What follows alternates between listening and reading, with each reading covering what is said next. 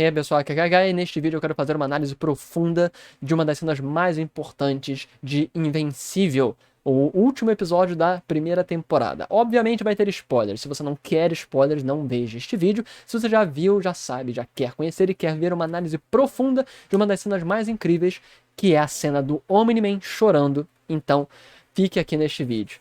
E eu vou fazer nesta análise algo muito importante, muito interessante, que é tentar nos colocarmos empaticamente e tentarmos entender por trás da psique desse personagem. E com isso, vai parecer que eu estou defendendo ele, mas antes de qualquer coisa, gente, eu não estou defendendo esse personagem. Esse personagem é monstruoso, ele prega coisas inaceitáveis, ele é imperdoável em várias das ações que ele propõe, que ele faz, que ele executa. Porém, nós vamos fazer aqui um exercício de análise, corretinho? Corretinho. Esta é a cena que acontece um flashback logo depois de ele espancar o próprio filho, bater no filho quase até a morte.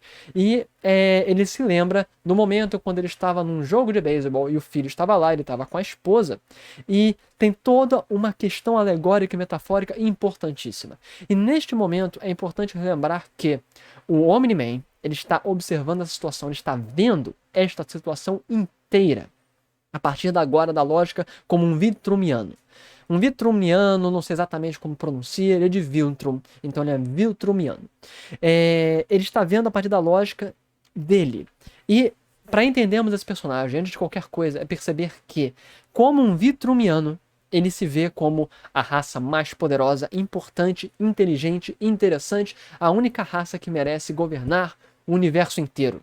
Não só pelo poder infinito absoluto que eles possuem, mas eles também possuem uma tecnologia muito mais avançada que das outras raças. Então ele se vê como o pináculo da existência, o pináculo da evolução.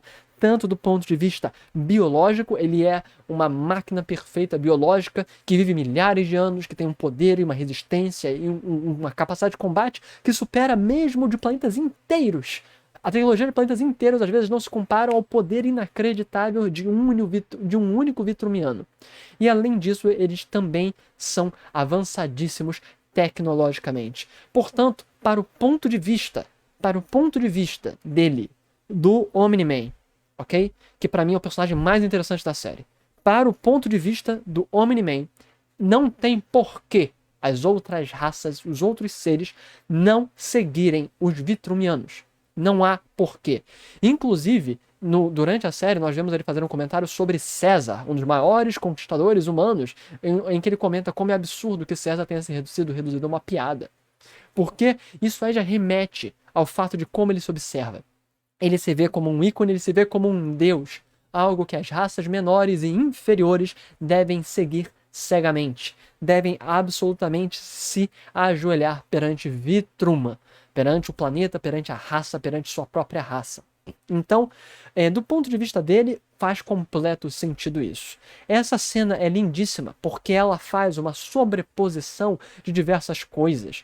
Aqui é logo após o filho, o Mark, ele conseguir um home run e o pai, o Omni-Man, ele de fato, ele realmente se sente bem com o filho. Então nós começamos a observar uma situação onde há uma dualidade, onde ao mesmo tempo ele grava para dentro de si, para dentro de seu coração, para dentro de sua alma, toda a questão de ser uma espécie superior, de ser o suprassumo, o pináculo da evolução, mas ao mesmo tempo ele se entrega emocionalmente para essas pessoas, para essas criaturas que para ele não passam de pets, para eles não passam de animais de estimação, inclusive é o que ele fala. E é muito difícil para ele ir para além de qualquer básico de cooperação, qualquer básico de coexistência, porque ele se vê como uma figura infinitamente superior. Reparem que é muito interessante como essa imagem, olha a imagigrafia dessa cena. Ele tá sem um dente aqui, porque ele perdeu o dente, porque era uma criança. Clássico, as crianças perdem o dente. Eu não vou mostrar pra vocês que é uma cena extremamente violenta, eu tenho medo do YouTube atacar o meu canal por isso. Mas nós vemos que isso tudo ele se lembra. Por quê? Porque essa cena lembra o Omni-Man. Ele vai dar um soco aqui no Mark, no filho, no Invencível. E logo atrás, vocês podem ver ali pequenininho na imagem, que a cara dele está toda destruída. A cara do Mark está toda destruída e ele está sem os dentes da frente.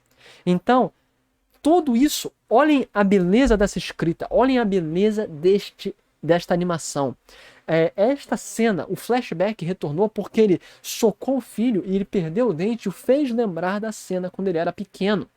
Então, há uma sobreposição. Esse flashback não aconteceu por qualquer coisa, aconteceu exatamente por isso. Então, nós temos um dos melhores diálogos da série, que agora foi transformado em meme no universo inteiro. É uma das melhores cenas da série, que é o pai tentando a todo custo. Ele não quer matar o Invencível. Ele não quer matar o Mark. Ele não quer destruir a humanidade.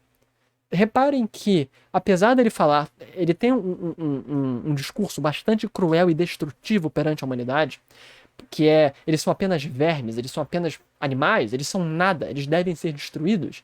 Mas reparem que isso aí é todo um artifício psicológico que ele utiliza, inclusive até mesmo pelo fato de ele ser um vitrumiano e ter sido construído e criado. É explicado que ele é um dos maiores guerreiros de Vitrum, ele é um dos maiores generais, ele é um dos maiores combatentes. Então, ele excede nessa ideologia vitrumiana. Então, ele foi construído mentalmente e psicologicamente para pensar assim. Então, reparem que ele fala essas coisas quase que no modo automático. Ele está tentando inventar desculpas para si mesmo, para odiar os humanos. Porque, no fundo, ele criou amizades. Ele, de fato, criou amizades com os humanos, com os heróis, com as pessoas em volta, com sua esposa, com a família, com todos, com muita gente. Ele, de fato, criou laços que vão além de meros animais de estimação. Ele criou laços profundos com essas pessoas e que ele está tentando a todo custo quebrar. Levemente, nós podemos lembrar um pouco de Tachi Sasuke em Naruto.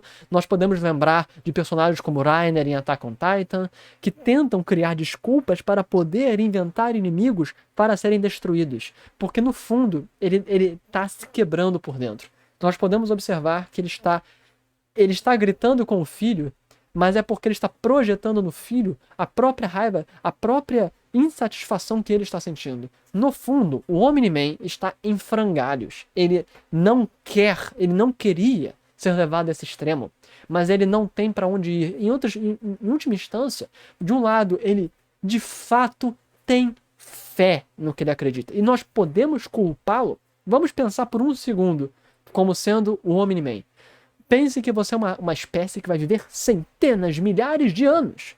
Você vai viver, às vezes, mais do que planetas. Não é dito quanto tempo ele vai durar. Talvez eles sejam imortais. Então imagina se você vai viver tanto quanto uma estrela. Você vai viver milhões de anos. Então, para uma espécie como os vitrumianos, até mesmo a vida nascer num planeta é irrelevante. Eles estão pensando no macrocosmo. Eles estão pensando na grande escala do universo. Então, para eles, literalmente, eles estão lidando com criaturas que para nós a gente não sente a morte de uma mosca. Uma mosca que dura 24 horas, 12 horas, o que interessa uma mosca para nós? Nós vivemos centenas, milhares de vezes mais do que uma mosca. Então, para nós, moscas, formigas, essas coisas são irrelevantes. E ao mesmo tempo nós poderemos criar esses animais, podemos criar as formigas e ter formigueiros e ajudarmos os formigueiros, mas nós também podemos igualmente destruí-los. É mais ou menos assim, do ponto de vista dele, ele é um deus comparado a esses patéticos seres humanos. Ele é um deus, ele pode oferecer uma vida muito melhor. De certa forma, é uma parábola com o Império Romano. O Império Romano ele dominava, conquistava, atacava os outros povos, mas ele melhorava os locais, ele criava pontes, ele criava aquedutos, ele melhorava a situação de vida das pessoas, o que gerava um paradoxo. Muitos povos sofriam com ataque, mas gostavam de ser dominados. É uma coisa muito engraçada com o Império Romano. Obviamente não foi sempre assim, mas o Império Romano ele melhorava os povos que eles dominavam, muitas vezes. Então, Vitrum, para o Omni-Man, é absurdamente impensável que os humanos sejam qualquer coisa que ofereça resistência. Os humanos têm que se curvar. Os humanos têm que se curvar. A vida deles vai melhorar, eles vão fazer parte do maior império da história, onde um único indivíduo pode ver mais do que a raça humana inteira. Então é assustador para ele que isso seja completamente lógico. É isso que ele tenta mostrar a todo custo para o Mark. Ele quer mostrar, ele quer um mundo melhor. E alguns humanos morrer, 100, 1000, 1 milhão, 100 milhões de humanos morrerem é irrelevante, completamente irrelevante, frente aos trilhões de humanos que vão viver no futuro numa vida melhor. Então, ele está aqui a todo custo tentando explicar para Mark, cara, vai ser melhor para todo mundo se você se juntar a mim. E eu posso matá-lo facilmente. Por que você está resistindo? Por que vocês estão resistindo a fazer parte do maior império da história do universo? Então, é isso. Nós vemos claramente isso. E tem os ideais dele transparecendo, e tem tudo. E ao mesmo tempo, ele sente pelos humanos. Ele não quer destruir os humanos. Ele também sabe que se ele for contra os ideais de Viltrum, podem vir mais outros Vitrumianos. E ele vai fazer o quê? Se vierem 3 Vitrumianos bater, ele não vai enfrentar 3 Vitrumianos.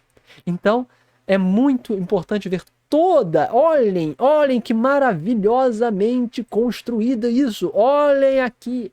Isso é perfeito. Essa cena é a melhor cena de toda a animação.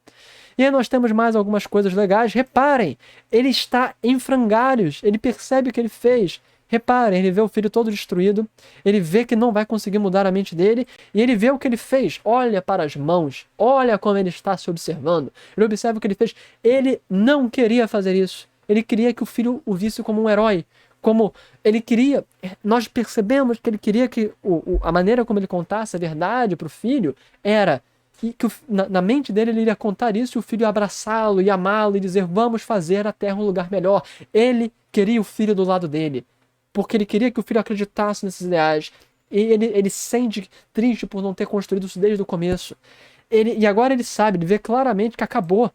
Ele destruiu toda a esperança que poderia ter com o filho. Ele nunca mais terá uma relação boa com o filho. Nunca mais, acabou. Acabou, está para sempre destruído.